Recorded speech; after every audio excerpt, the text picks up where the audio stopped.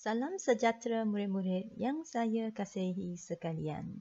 Selamat datang ke kelas sejarah Cikgu Chan. Baiklah, mari kita mula belajar. Hari ini kita akan lihat mengapakah berlakunya Perang Dunia Kedua. Mengapakah berlakunya Perang Dunia Kedua? Perang Dunia Kedua berlaku kerana faktor politik, iaitu kegagalan perjanjian Versailles menyelesaikan masalah Perang Dunia Pertama. Negara Jerman berasa tidak puas hati kerana kehilangan tanah jajahannya. Negara Jerman juga terpaksa membayar pampasan perang yang tinggi. Faktor politik yang lain ialah Pakatan Negara Eropah, iaitu Pakatan Kuasa Bersekutu dan Pakatan Kuasa Paksi. Selain itu, Perang Dunia Kedua juga berlaku kerana faktor ekonomi, iaitu kemelesetan ekonomi di Amerika Syarikat. Amerika Syarikat tidak mampu lagi memberikan pinjaman kepada Jerman. Jerman tidak berupaya membayar hutang peperangan. Akhirnya, Jerman bertindak mengalihkan perhatian rakyat daripada masalah ekonomi. Jerman mengukuhkan ketenteraannya dan meluaskan kuasa.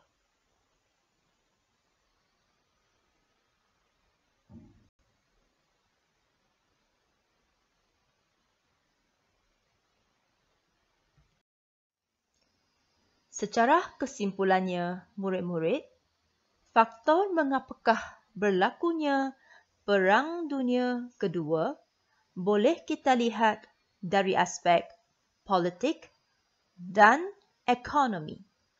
Dari segi politik, perjanjian Versailles telah gagal. Mengapa gagal? Kerana terdapat negara yang tidak berpuas hati. Yang paling utamanya ialah Jerman.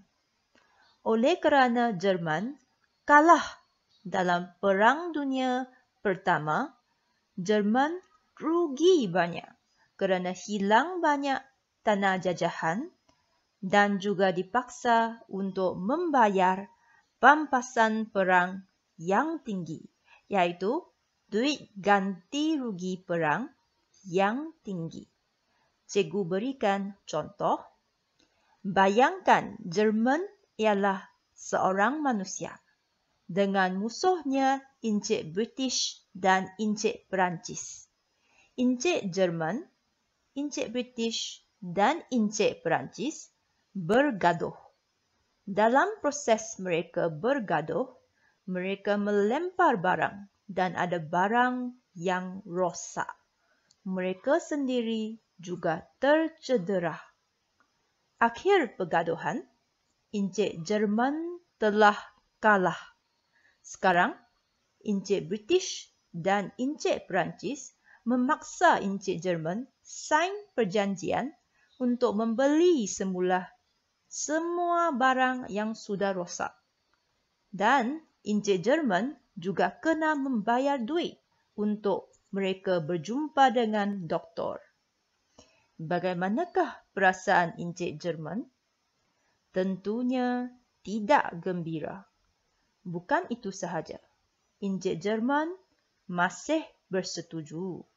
Dan Encik Jerman pergi meminjam duit daripada Encik Amerika Syarikat. Bertahun-tahun sudah lepas. Suatu hari, Encik Amerika Syarikat pula bankrupt. Tiada duit lagi untuk pinjam Encik Jerman. Itulah kemelesetan ekonomi murid-murid. Kesedihan Encik Jerman berasa risau akan anak-anaknya yang mungkin kecewa terhadap bapa mereka yang miskin. Maka, Encik Jerman yang tidak ada duit membayar hutang cuba menguatkan diri dari segi fizikal dengan membuat banyak eksersis dan menjadi seorang muscle man. Itulah mengukuhkan ketenteraannya. Encik Jerman juga menjadi seorang pembuli sekarang, berlawan dengan orang lain dan menjadikan mereka yang kalah anak-anak buah Encik Jerman. Itulah meluaskan kuasa. Itulah cerita sedihnya bagaimana bermulanya Perang Dunia Kedua. Di sini, cikgu sertakan satu contoh soalan esei. Berdasarkan pemerhatian anda, apakah faktor yang telah mencetuskan Perang Dunia Kedua? Faktor mempunyai maksud yang sama seperti mengapakah dan sebab. Jadi, jawapannya adalah bersamaan dengan apa yang kita telah belajar pada hari ini. Cikgu lampirkan contoh jawapan di bawah untuk rujukan murid-murid semua. Mereka yang tidak belajar dari sejarah pasti akan mengulanginya. Sebelum kita mengakhiri pembelajaran kita pada hari ini, mari kita fikirkan, apakah iktibar Perang Dunia Kedua? Apakah yang kita dapat belajar dari Perang Dunia Kedua?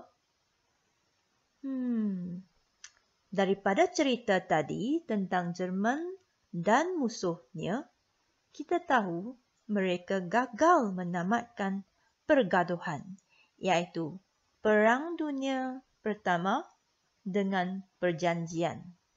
Dan akhirnya, mereka bergaduh lagi dalam Perang Dunia Kedua.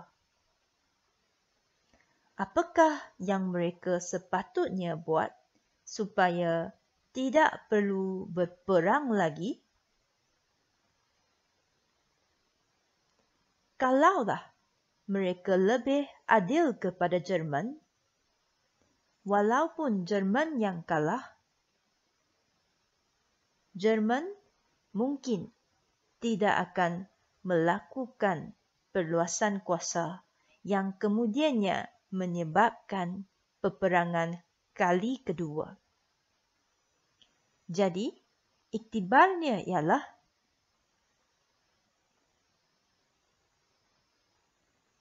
pemimpin dunia harus saling menjaga dan memikirkan kepentingan semua pihak demi menjaga keamanan dunia. Sama juga seperti dalam hidup kita, kalau kita inginkan hidup yang bahagia, maka kita hendaklah saling menjaga sesama ahli keluarga dan masyarakat. Seperti hashtag kita jaga kita.